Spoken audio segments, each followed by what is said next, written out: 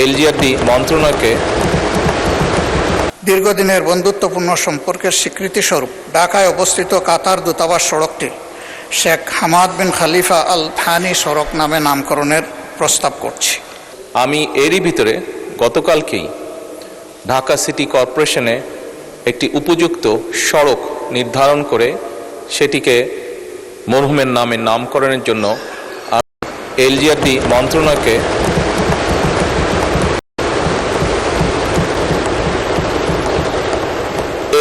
মন্ত্রণালয়কে গতকালকে মৌখিকভাবে নির্দেশনা প্রদান করা হয়েছে। মাননীয় স্পিকার, মাননীয় বিরোধী দলের নেতা জনাব মোহাম্মদ শফিকুর রহমান কর্তৃক 147 বিধিতে সাধারণ আলোচনার জন্য নিম্নলিখিত প্রস্তাব করেছেন।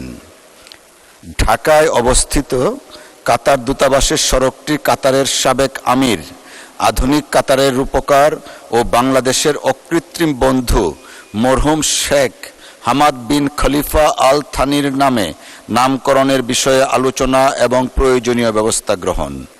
এখন আমি মাননীয় বিরোধী দলের নেতা জনাব মোহাম্মদ শফিকুর রহমানকে প্রস্তাবটি উত্থাপন এবং তার উপর বক্তব্য রাখার জন্য আহ্বান জানাচ্ছি। ধন্যবাদ।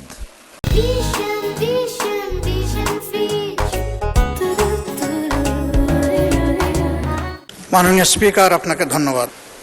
আমি মোহাম্মদ শফিকুর রহমান 188 ঢাকা 15 সংসদ সদস্য ও বিরোধী দলীয় নেতা, জাতীয় সংসদের কার্যপ্রণালী বিধির 147 বিধি অনুসারে নিম্নোক্ত প্রস্তাবটি জাতীয় সংসদে বিবেচনা এবং সিদ্ধান্ত গ্রহণের জন্য উপস্থাপন করছি। যেহেতু কাতারের সাবেক আমির, আধুনিক কাতারের রূপকার এবং বাংলাদেশের অকৃত্রিম বন্ধু মরহুম শেখ হামাদ বিন খলিফা আল থানি 12 জুলাই 2026 তারিখে ইন্তেকাল করেছেন, যা মুসলিম উম্মাহ এবং বাংলাদেশের জনগণের জন্য গভীর সুখের বিষয়। তার দূরদর্শী ও প্রজ্ঞাপূর্ণ নেতৃত্বে কাতার একটি আধুনিক, সমৃদ্ধ ও বিশ্ব পরিসরে প্রভাবশালী রাষ্ট্রে পরিণত হয়েছে এবং তার শাসনামলে বাংলাদেশ কাতার দ্বিপাক্ষিক সম্পর্ক এক নতুন উচ্চতায় উন্নীত হয়েছে।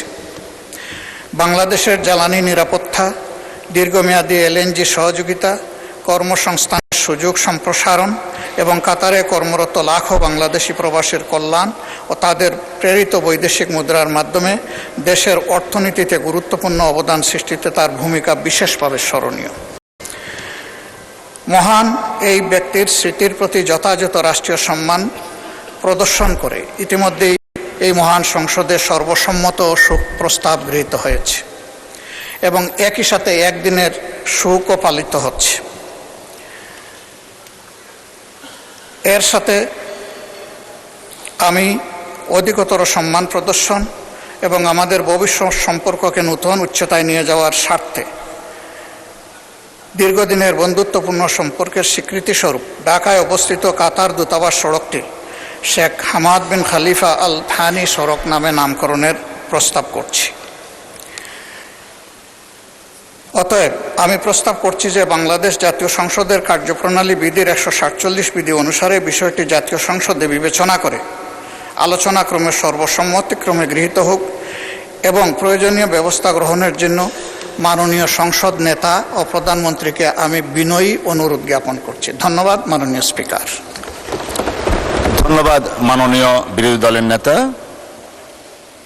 আমি এখন মাননীয় সংসদ নেতা ও মাননীয় প্রধানমন্ত্রীকে বক্তব্য রাখার জন্য আহ্বান জানাচ্ছি। ধন্যবাদ। মাননীয় স্পিকার, আপনাকে ধন্যবাদ।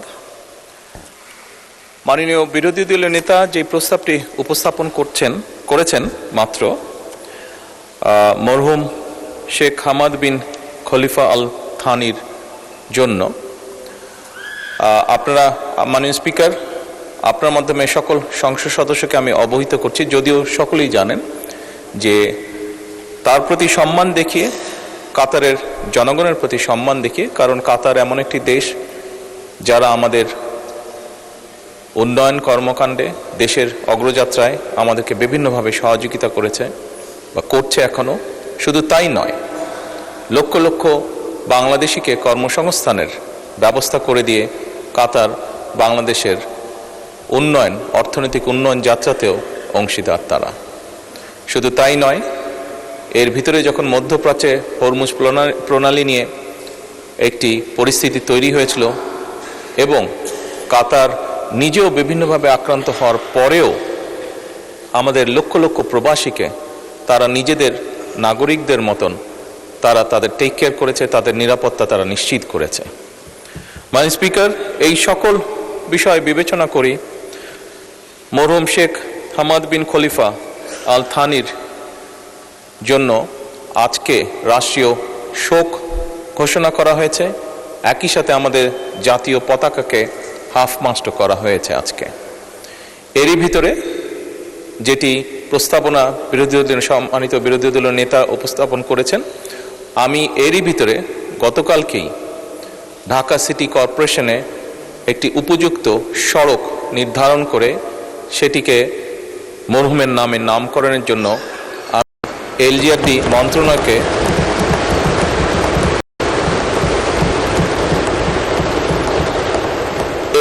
মন্ত্রণালয়কে গতকালকে মৌখিকভাবে নির্দেশনা প্রদান করা হয়েছে মাননীয় স্পিকার। এবং আজকে মাননীয় বিরোধী দলীয় নেতা এই বিষয়টি উপস্থাপন করার জন্য আমি আন্তরিকভাবে সরকারের পক্ষ থেকে মাননীয় বিরোধী দলীয় নেতাকে আন্তরিকভাবে ধন্যবাদ জানাচ্ছি। মাননীয় স্পিকার, আপনাকে ধন্যবাদ। ধন্যবাদ মাননীয় সংসদ নেতা।